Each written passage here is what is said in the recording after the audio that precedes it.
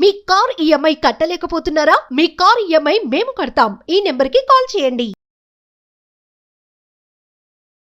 Hello నమస్తే, welcome to Suman TV. ప్రస్తుతం మనతో పాటు స్టూడియోలో తోడు నీడ ఫౌండర్ రాజేశ్వరి గారు ఉన్నారు. వీరితో మాట్లాడి ఈరోజు కొన్ని విషయాలు మనం డిస్కస్ చేద్దాం. అమ్మ నమస్తే. నమస్తే అమ్మ.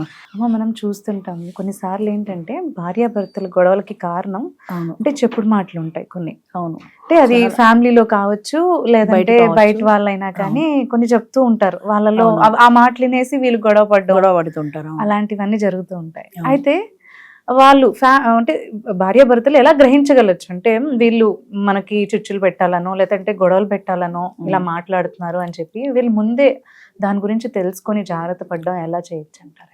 ఫస్ట్ ఏంటంటే మన మీద మనకి నమ్మకం లోపించడం అమ్మ. ఇంకొకరి మాటకి మనం ప్రభావితం అవుతున్నాం, అంతే కదా. వాళ్ళు చెప్పిన మాట మనం నమ్ముతున్నాం అంటే వాళ్ళకి మనం ఇన్ఫ్లుయెన్స్ అవుతున్నాం. మన మీద మన కాన్ఫిడెన్స్ ఉన్నప్పుడు ఇంకొకళ్ళు చెప్పిన మాటలు మనం పట్టించుకోవాల్సిన పని లేదు. ఇప్పుడు చిన్న ఎగ్జాంపుల్ చెప్తాం మీకు. మనం షాపింగ్కి వెళ్తే ఒక్కళ్ళం వెళ్ళలేక తోడు తీసుకెళ్తాం ఎవరినో.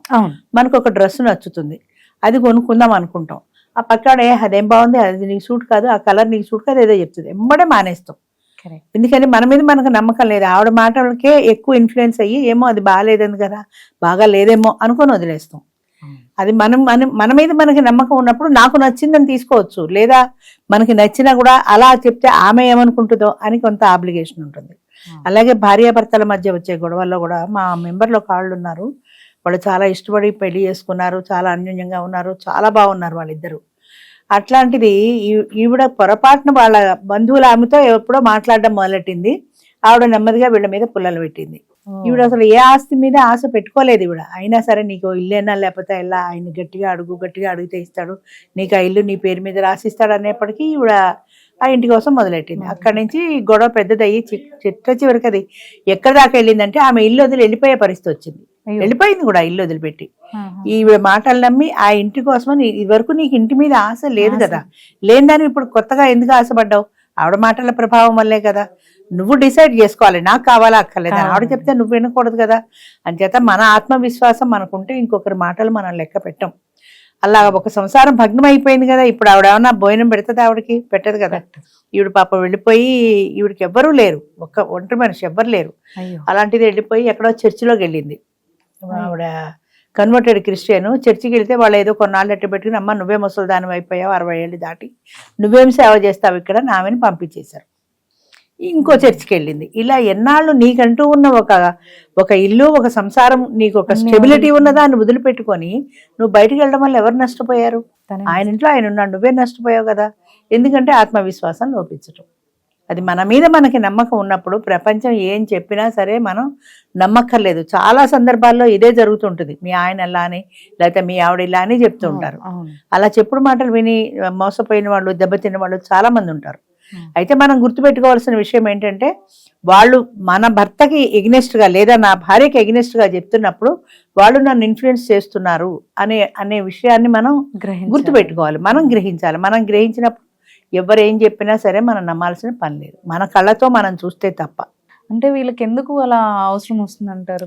కాన్ఫిడెన్స్ తగ్గిపోయి వాళ్ళ మీద వాళ్ళకి నమ్మకం లేక ఎదురు వాళ్ళ మాటలకి ప్రభావితం అవుతున్నారంటే, ఒక మనసు కాస్త బలహీనంగా ఉన్నప్పుడు అవతల వాళ్ళు ఇంకో రెండు చెప్తే, మనం ఇప్పుడు వాళ్ళిద్దరి మధ్యన ఏదో చిన్న డిఫరెన్స్ వచ్చింది అనుకోండి ఇంట్లో, అది మామూలుగా రివాల్ట్కో రేపటికో 2 రోజులకి సమస్య పోతుంది. అది ఆ సమస్య పోయే సమస్యను పక్క వాళ్ళతో షేర్ చేసుకున్నప్పుడు వాళ్ళు ఏదో ఈవిడ్ని సంతోషపడడానికి, అయినా మీ ఆయనకి అట్లా బాగా అలవాటు అయిపోయిందిలే, నువ్వే బాగా లోకు ఇచ్చు, ఇలా ఏదో మాట్లాడతారు.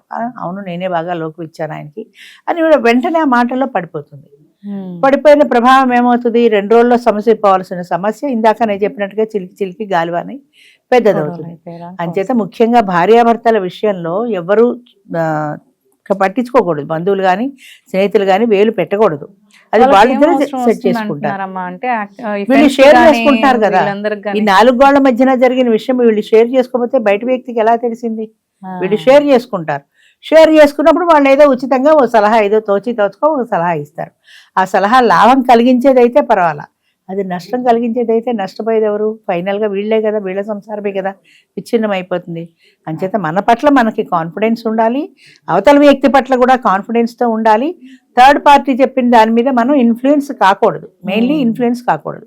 ముఖ్యంగా జాయింట్ ఫ్యామిలీస్ లో అలా ఉన్నప్పుడు ఉంటాయి. అత్తమామలు ఉంటాయి, కొడుకు సహజంగా మీద, ఉంటాయి. అవును, ఈ ఆడపడుచు ఇవన్నీ చెప్తూ ఉంటారు. అవును, అంటే కావాలని కూడా కొన్ని చెప్తుంటారు కొంతమంది. చెప్తుంటారు. మన favor లో ఉండాలను.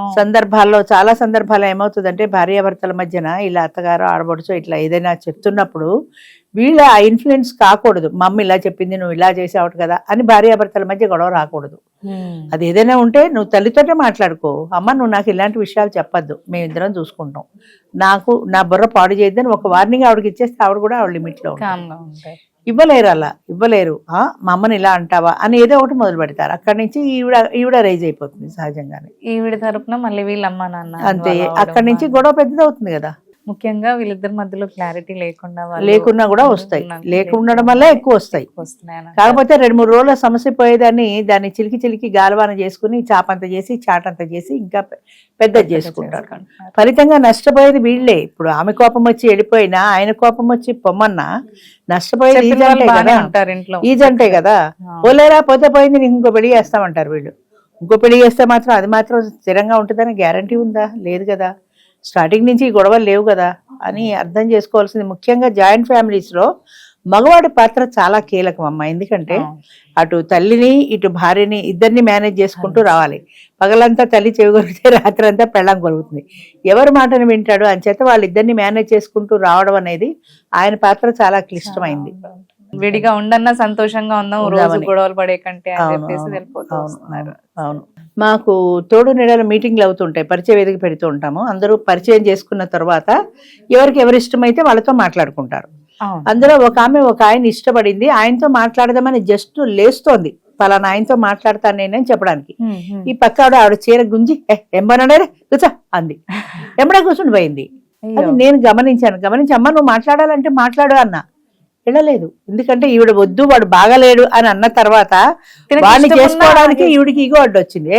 దానికి నచ్చనని నేను ఎలా చేసుకుంటాను అనుకుని మానేసింది. ఆవిడకి ఇంతవరకు పెళ్లిగాల. అయ్యో, ఇది ఇప్పుడు నేను చెప్తున్న దాదాపు 8 సంవత్సరాల కిందట. కేవలం నేను అప్పుడే అమ్మాయిని పక్క అమ్మాయిని కేకలేసాను, ఏమ్మా నువ్వు ఎందుకు చెరగొడతావు, తను మాట్లాడుకుంటుంది, ఆయన బాగున్నాడా బాగాలేదా నీకు అనవసరం కదా అంటే అది నవ్వేసింది. అంటే ఏంటి, దాంట్లో నెగిటివిటీ ఎక్కువ. నువ్వు వాడిని చేసుకోవడం దానికి ఇష్టం లేకపోవచ్చు, లేదా నువ్వు సెటిల్ అయిపోతావు అని బాధ, ఏదో సంథింగ్ ఉంటుంది. అంచేత అలాంటి వాళ్ళు మాటలు పట్టించుకోకూడదు. నాకు నచ్చాడు నేను మాట్లాడతానంటే ఏం చేయాలి, వెళ్ళాలి అని వెళ్ళాలి. ఆ కాన్ఫిడెన్స్ నీకు ఉండాలి. లేకపోవడం వల్ల నష్టపోయేది మనమే కదా.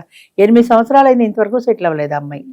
ఇంకా 60 దాటిపోయాయి కూడా, ఇంకా అవడం కూడా కష్టం. అయ్యో, అంచేత ఇలాంటి వాటికి మనం ఇన్ఫ్లుయెన్స్ కాకూడదు. ప్రధానంగా ఏంటంటే మన మీద మనకి కాన్ఫిడెన్స్ ఉండాలి. నాకు నచ్చింది, నాకు నచ్చాడు, అంతే. నచ్చాడంటే నచ్చాడు, ఈ చీర నాకు నచ్చిందంటే నచ్చింది, అంతే. ఇంకొకళ్ళ మాట మీద ఇన్ఫ్లుయెన్స్ అయితే ప్రభావం ఇలాగే ఉంటుంది. చిన్నపిల్లల్లో కూడా, అంటే చిన్నపిల్లలనే కాదు, ఇప్పుడు కాలేజ్ వెళ్ళే వాళ్ళలో కూడా ఫ్రెండ్స్ మాట విని చాలా పాడైపోతూ ఉంటారు. ఎక్కువ ఉంటుంది వాళ్ళ ప్రభావం. టీనేజ్ అమ్మాయిల మీద ఇంకా ఎక్కువ ఉంటుంది వాళ్ళల్లో కూడా. సో వాళ్ళు తీసుకున్న డెసిషన్ మీద కాన్ఫిడెంట్ లేకపోతే అదే నష్టపోతారు, వాళ్ళే నష్టపోతారు. సలహా చెప్పింది ఏం పోయింది, ఏదో సలహా చెప్పేసింది వెళ్ళిపోయింది, కానీ దానివల్ల నీ జీవితం నాశనం అవుతుంది కదా. ముఖ్యంగా చెడుగా నెగిటివ్ గా వచ్చే సలహాలు అసలు తీసుకోకూడదు. దానివల్ల నా నెగిటివిటీ వల్ల నీ సంసారం పాడైపోతుంది కదా. అది పాజిటివ్గా ఉండి ఏదో కోపంలో అంటే అన్నాళ్ళే నువ్వు పట్టించుకోకు, ఊరుకో, అదే సర్దుకుంటుంది అని చెప్తే పర్వాలే. నిన్ను అంటాడా, నీకేం చదువు లేదా, ఉద్యోగం లేదా, నీకేం తక్కువ అని ఇలా మాట్లాడింది కొద్దీ అవును నాకేం తక్కువ అని ఫీల్ అయిపోతుంది. దాని ప్రభావం ఏమవుతుంది, వాళ్ళ సంసారం మీద పడుతుంది. అంచేత పాజిటివ్గా వచ్చే సలహా తీసుకోవచ్చు, కానీ నెగిటివ్గా వచ్చే సలహాలు అస్సలు తీసుకోకూడదు. ఆలోచించుకుని అడుగేయాలి, అంతే. ధన్యవాదాలు. Thank you.